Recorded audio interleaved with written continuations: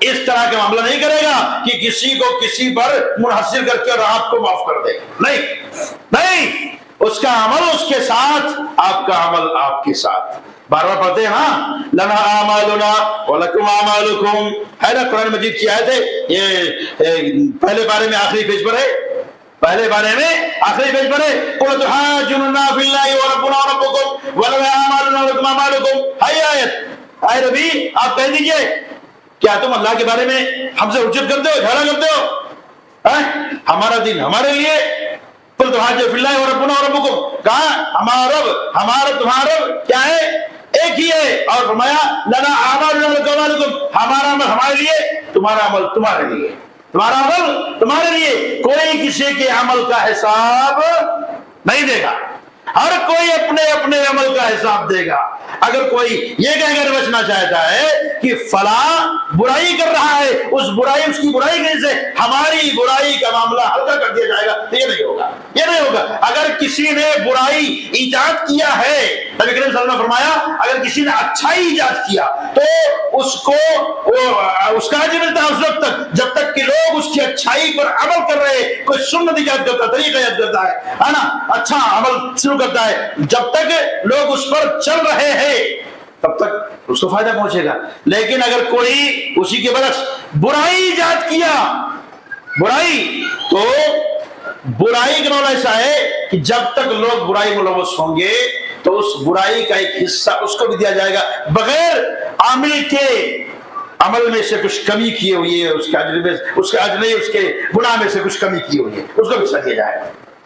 تو کیا ہم سمجھتے ہیں دوسروں پر ہم یہ کہہ کر بچ جائیں گے کہ فلاں ایسا کر رہا ہے؟ نہیں. تو مسلمانوں، مذہبی لوگوں کی سوچ اگر ایسی ہے کہ نماز چھوڑو تو کچھ نہیں ہوگا، بیمانی کرو تو کچھ نہیں ہوگا، اور اس کا آپ اس کے اوپر آپ اپنے آپ کو منحصر سمجھتے ہیں، تو یہ آپ کی خطا ہے، آپ کی غلطی ہے. آپ کو جاننا چاہیے یہ بات کہ ہمارے نبی محمد رسول اللہ صلی اللہ علیہ وسلم نے اس طرح کی کوئی چھوٹ نہیں دی. اللہ نے کوئی چھوٹ نہیں دی ہے. یہی ایسا ہی عمل ہے جس کو ہم سمجھتے ہیں کہ ہم کر رہے ہیں، اس کا آپ کو بدلہ ملے گا. اب اسی طرح کے اعمال میں سے ایک عمل ہے کہ آدمی اس دنیا کے اندر رہتے ہوئے نئے تہوار ایجاد کر لیا ہے اور اس کا نام دے دیا ہے. کہیں پر تو کوئی عید میلاد اس کا نام ہے، کہیں پر کسی کی برسی سے متعلق ہے. اور اگر آپ دیکھیں ڈائری اٹھا کر کے، خاص طور سے ایک ڈائری نکلتی ہے، اس کا نام ہے بخشی جنتری، اس میں سال کے 365 دنوں میں سے ایک بھی دن ایسا نہیں ہے کہ جس دن کسی کا عرس نہ ہو، کسی بابا کا، کسی ان کے ولی اللہ کا، ان کے نظام کے مطابق کسی ولی کا کوئی عرس نہ ہو. ہر دن کوئی نہ کوئی عرس ہے، اور کوئی دن تو ایسا ہے جس میں ایک سے زائد کئی عرس ہے. اگر ایک مسلمان اس ہی معنی پر لگ جائے تب تو اس کا بیڑا پار ہے. سال کے 365 دن عرس ہی میں لگا رہے اور کچھ نہیں کرنا، اس سے کوئی کام نہیں. اور تو مسلمانوں، اس طرح سے ہمارے درمیان رہنے والے کلمہ گو لوگ ہی، لا الہ الا اللہ محمد رسول اللہ پڑھنے والے لوگ ہی، اور مذہبی سوچ رکھنے کے باوجود بھی اس طرح کی حرکتیں کیے ہیں، اور ایسی حرکتیں کر کے وہ دنیا کو یہ باور کرانے کی کوشش کیے ہیں کہ یہ مذہب ہے، یہ دین ہے. ہم نے ایک جگہ اپنی آنکھوں سے دیکھا، ایک نالا بہ رہا اپنے علاقے میں، اس کے قریب میں لوگ پہلے ڈھول تاشا بجاتے تھے نالے کے بازو میں، اور نالے کے بازو ڈھول تاشا بجا رہے تھے ویسے کیا نام ہے محرم کے ٹائم پر، اور کچھ لوگ وہیں تازیاں لا کے توڑتے پھوڑتے نالے میں گرا دیتے تھے. کچھ ہی دنوں کے بعد میں نے ایک آدمی کو کہتے ہوئے سنا وہاں پر کہ میں نیکی کا کام میں دور نہیں رہتا ہوں، اور وہ اس کی مجاوری کرنا شروع کر دیا اسی جگہ کی. اس میں جیسے کفار لوگ پتھر رکھ کے پوجنے لگتا ہے وہ مندر بن جاتی ہے، ویسے وہاں پر وہ مزار کی شکل بن گئی ہے، اونچی دیواریں بھی اس بنا دی گئی ہے. تو یہ مذہبی سوچ رکھنے والے جس سے لوگ کچھ متاثر ہوتے ہیں ان کی بدماشیاں ہوتی ہیں. تو یہ ایسی حرکتیں کرتے ہیں. ہمارے نبی محمد رسول اللہ صلی اللہ علیہ وسلم نہ تو اپنی زندگی میں کبھی اپنا میلاد منائے اور نہ آپ کے صحابہ کرام نے کبھی کوئی میلاد منائی۔ ہمارے نبی کریم محمد رسول اللہ صلی اللہ علیہ وسلم کے ماننے والے، ان کی اتباع کرنے والے، پیچھے چلنے والے کئی سو سالوں تک ایسے آپ کو ملیں گے کہ نہیں یہ کام کیا انہوں نے محمد رسول اللہ صلی اللہ علیہ وسلم کی کہ نہ تو میلاد منایا اور نہ ہی وفات منایا، نہ ہی وفات منایا کئی سالوں تک۔ لیکن چند سالوں سے جب اللہ نے لوگوں کو دولت کی فراوانی دی ہے، اب حالات یہ ہو گئے ہیں کہ ہر انسان جو مجبور بھی تھا اس کو بھی کچھ نہ کچھ فراوانی ہے، تو اب اس کو کچھ کھجلی ہونے لگی ہے، اس کے دل میں کھجلاہٹ ہونے لگتی ہے اور وہ تھوڑا مذہبی بننے کی کوشش کرتا ہے تو شرک و کفر میں مبتلا ہو جاتا ہے، ہو جاتا ہے۔ یہ کس کی دین ہے؟ یہ مذہبی لوگوں کی سوچ کی دین ہے۔ ایسے لوگوں کی سوچ سے اپنے آپ کو بچاؤ، اپنے آپ کو بچاؤ۔ یاد رکھو اللہ تعالیٰ سارے گناہوں کو معاف کر دے گا اور شرک کو نہیں معاف کرے گا۔ انس رضی اللہ تعالیٰ عنہ سے مروی ہے، فرماتے ہیں کہ میں نے رسول اللہ صلی اللہ علیہ وسلم کے فرماتے ہوئے سنا، انک لو اتیتنی یا ابن آدم، اے آدم کی اولاد، انک لو اتیتنی بقراب الارض خطایا، اگر تم میرے پاس زمین کے برابر گناہ لے کر کے آئے، ہے نا، زمین کے برابر گناہ لے کر کے آئے، ثم لقیتنی لا تشرک بی شیئا، ثم لقیتنی لا تشرک بی شیئا، پھر تم مجھ سے اس حال میں ملے کہ تم میرے ساتھ شرک نہ کرے، کیا ہے؟ میرے ساتھ شرک نہ کرے، لَأَتَيْتُكَ بِقُرَابِهَا مَغْفِرَةً۔ اللہ کیا کہتا ہے؟ نبی صلی اللہ علیہ وسلم فرماتے ہیں کہ انس صلی اللہ علیہ وسلم کہتے ہیں کہ میں نے نبی صلی اللہ علیہ وسلم کو فرماتے ہوئے سنا کہ اللہ تعالیٰ کہتا ہے، اے ابن آدم، اگر تم میرے پاس زمین کے برابر گناہ لے کر کے آ، پھر تم مجھ سے اس حال میں ملے کہ میرے ساتھ کچھ بھی شرک نہ کیا ہو، میرے ساتھ شرک نہ کیا ہو، لَأَتَيْتُكَ بِقُرَابِهَا، تو میں بھی اسی کے برابر یعنی زمین کے برابر مغفرت لے کر تجھ سے ملوں گا۔ لاتے ہیں بقرابها مغفرۃ، زمین کے برابر مغفرت لے کے تجھ سے ملوں گا۔ کیوں؟ اللہ رب العزت سارے گناہوں کو معاف کر دے گا اور شرک کو نہیں معاف کرے گا۔ یہ اس سے برداشت نہیں ہے، یہ اسے برداشت نہیں ہے۔ اللہ اکبر آپ کہتے ہیں نا، کفار بھی سب سے زیادہ برا لگتا ہے، یہ سب سے زیادہ برا لگتا ہے۔ لا الہ الا اللہ پڑھتے ہیں نا، کفار کو بہت برا لگتا ہے۔ آج تو باقاعدہ ڈیبیٹ ہو رہا ہے اس پر نا، اس پر یہ ٹی وی چینلز والے بٹھا کر کے، ارے تم لوگ کیوں کہتے ہو لا الہ الا اللہ، کیوں کہتے ہیں اللہ اکبر؟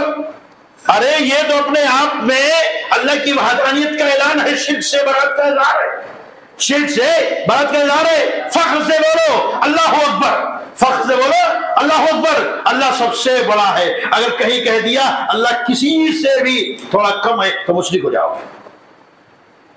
کہیں بھی کہہ دیا اللہ تھوڑا سا فلاں سے چھوٹا ہے تو مشرک ہو جاؤ گے، مشرک ہو جاؤ گے۔ یاد رکھو اپنے ایمان کو بچاؤ، جہاں تم پہ اعتراض ہو وہاں اور زور سے بولو اللہ اکبر، وہاں شور مچا کے بولو اللہ اکبر، ہے نا۔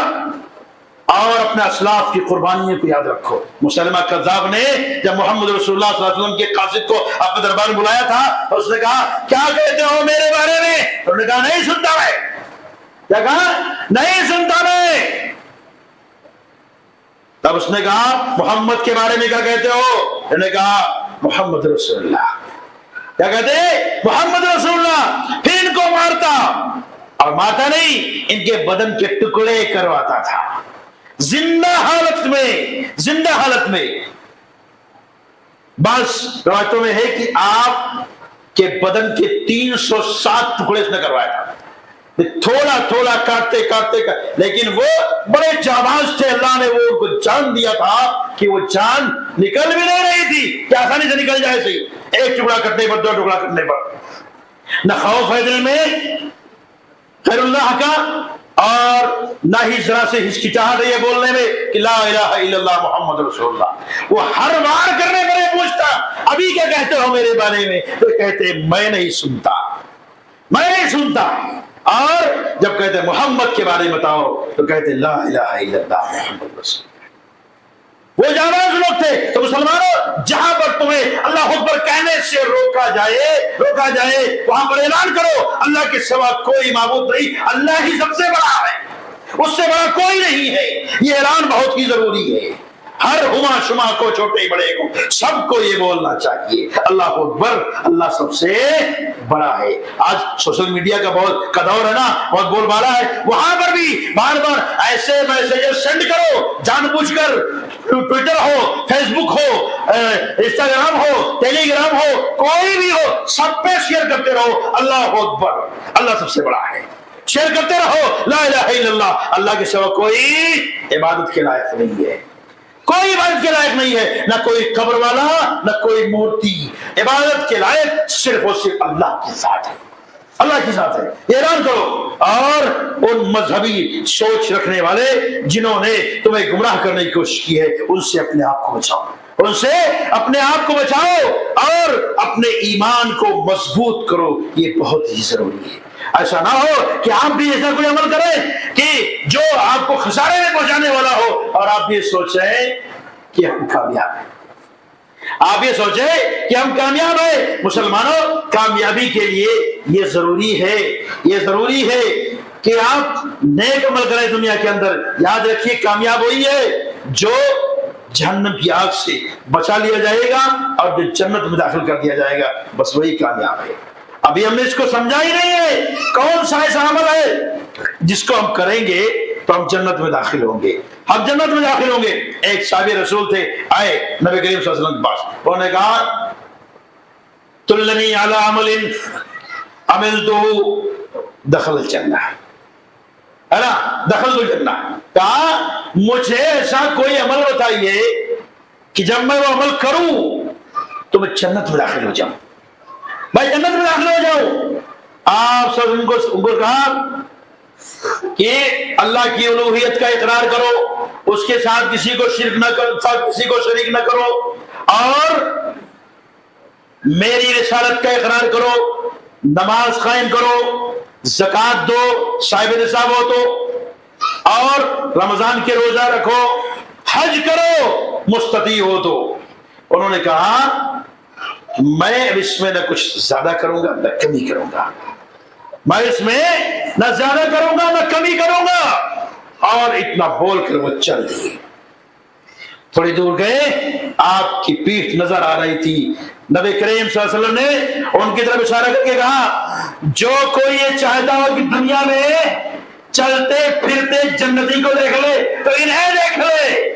بات کیا تھی، کیا سکھایا تھا، کیا کہا تھا انہوں نے؟ محمد رسول اللہ صلی اللہ علیہ وسلم نے فرمایا تھا، سکھایا تھا ان کو یہی نا کہ اللہ کی الوہیت کا اقرار کرو، شرک نہ کرو ان کے ساتھ، اللہ کے ساتھ، محمد اور میری رسالت کا اقرار کرو، نماز قائم کرو، زکوٰۃ دو، حج کرو، روزہ رکھو۔ آپ بھی یہی کریے، آپ بھی جنت میں جائیں گے۔ لیکن اس میں سے کسی ایک میں بھی کوتاہی رب کو برداشت نہیں ہے، رب کو برداشت نہیں ہے۔ نہ تو آپ لا الہ الا اللہ کہنے کے بعد شرک کر سکتے ہیں، اور نہ ہی کلمہ کو ہونے کے بعد نماز چھوڑ سکتے ہیں، اور نہ ہی صاحب نصاب ہو کر زکوٰۃ کو روک سکتے ہیں، اور نہ ہی آپ ساری شرائط پر اترتے ہوئے بھی روزہ چھوڑ سکتے ہیں، اور اسی طرح سے مستطیع ہو کر آپ حج سے منہ نہیں موڑ سکتے۔ ان میں سے کسی کو بھی آپ نے چھوڑ دیا تو آپ کا ٹھکانہ جہنم ہے، آپ کا ٹھکانہ جہنم ہے۔ جو کوئی بھی شرک کیا تو وہ بہت دور کی گمراہی میں چلا گیا۔ ایک چیز میں آپ کو بتا دوں کہ شرک کہتے کسے ہے، اور اس کا اعادہ، اس کا ریویژن بار بار ہونا چاہیے، اس کا اعادہ بار بار ہونا چاہیے۔ اس لیے ایک تو ہم شرک کو سمجھتے نہیں ہیں، اور کبھی کوئی سمجھاتا ہے تو سنے اور کچھ دیر بعد بھول گئے، کچھ دیر کے بعد بھول گئے۔ اس لیے اس کا دہرانا بہت ہی ضروری ہے۔ شرک کہتے کسے ہے؟ مسلمانوں، اس کو آپ یوں سمجھ سکتے ہو، شرک کا معنی ہوتا ہے ساجی، سازی ہونا، سازی بنانا، شریک بنانا، پارٹنر بنانا۔ اس کو ایسے سمجھو جیسے آپ کوئی کاروبار کر رہے ہیں نا، کاروبار کر رہے ہیں، آپ چوڑیاں بنا رہے ہیں، اکیلے آپ متحمل نہیں ہے کہ چوڑیاں بنانے کے خرچ اٹھا سکے، تو نفع بہت ہے اس کے اندر، مان لیے کہ نفع بہت ہے، لیکن آپ اکیلے نہیں بنا پا رہے ہیں تو کسی ایک اور کو بلایا، کہا میرے کام میں شریک ہو جاؤ، اور اس میں 100 روپیہ لگتا ہے، 50 تم بھی دے دو۔